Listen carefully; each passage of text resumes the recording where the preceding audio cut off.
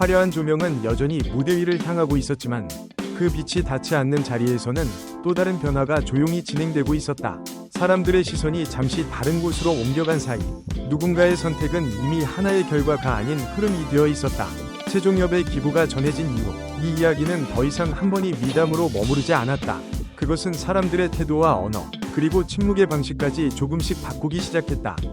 기부 소식이 알려진 직후 대한내전증협회 내부에서는 예상치 못한 변화가 감지됐다.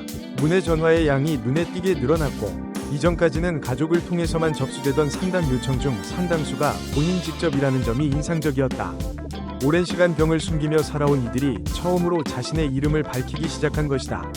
이는 단순한 우연이 아니었다. 누군가가 먼저 자신의 이야기를 꺼냈다는 사실, 그리고 그 사람이 사회적으로 잘 알려진 존재였다는 점은 생각보다 큰 용기가 되었다.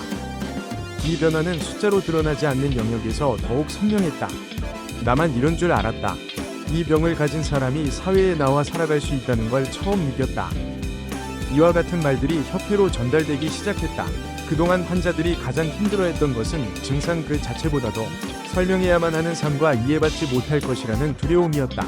최종엽의 선택은 그 두려움에 정확히 닿아 있었다. 그는 여전히 많은 말을 하지 않았다. 인터뷰를 늘리지도 않았고 자신의 행동을 강조하지도 않았다. 오히려 그 이후의 시간 동안 그는 한 발짝 더 물러난 자리에 서 있었다. 그러나 그 거리감은 무관심이 아니라 오히려 신중함에 가까웠다. 기부 이후에도 협회와의 소통은 이어졌고 지원이 일회성으로 끝나지 않도록 사용 경과와 실제 변화에 대한 보고를 지속적으로 확인한 것으로 알려졌다. 이 지점에서 그의 태도는 더욱 분명해진다.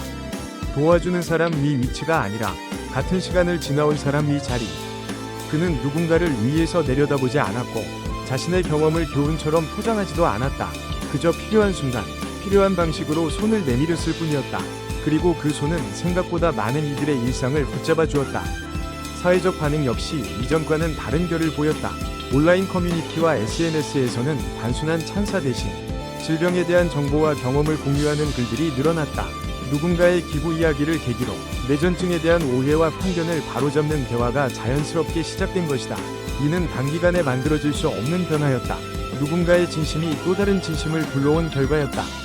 특히 주목할 점은 이 이야기가 감동이라는 단어로 소비되지 않았다는 사실이다. 사람들은 울컥한 마음을 남기고 지나가기보다 왜 이런 선택이 필요했는지, 왜 지금까지 이 질병이 침묵 속에 머물러야 했는지를 되묻기 시작했다.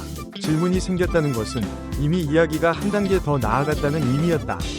최종엽에게 이 시간은 또 다른 시험대이기도 했다. 배우로서의 커리어는 여전히 진행 중이었고 곧 새로운 작품을 통해 시청자와 다시 만나야 했다.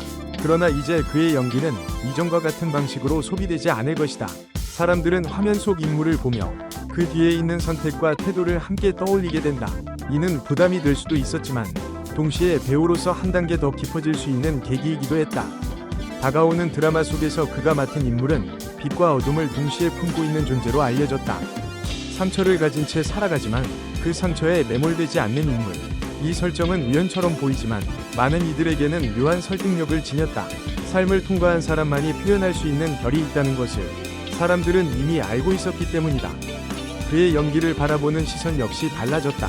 이전에는 잘하는 배우였다면 이제는 이야기를 가진 배우가 되었다. 기술이나 완성도 이전에 어떤 태도로 삶을 대하고 있는지가 자연스럽게 함께 읽히기 시작했다. 이것은 배우에게 주어지는 가장 무거운 신뢰이자 동시에 가장 쉽게 얻을 수 없는 평가다.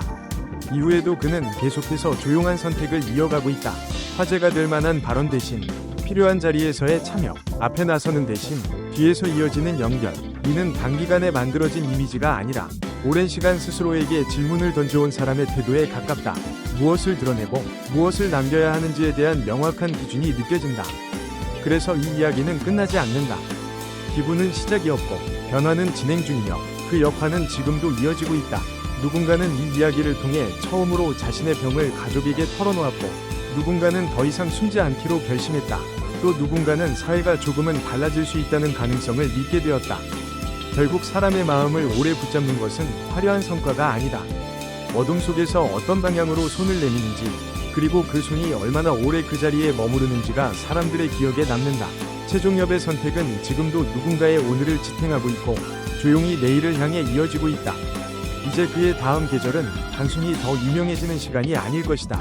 더 단단해지고 더 깊어지며 더 많은 사람의 삶과 맞닿는 시간이 될 것이다. 그리고 그 계절은 소리 없이 그러나 분명하게 계속될 것이다. 오늘 이 이야기를 끝까지 함께 해주셔서 진심으로 감사합니다. 여러분의 시청과 공감, 그리고 댓글 하나하나가 이런 이야기가 계속 이어질 수 있는 이유입니다. 이 선택과 변화에 대해 여러분은 어떻게 생각하시나요? 여러분의 생각을 댓글로 나눠주세요.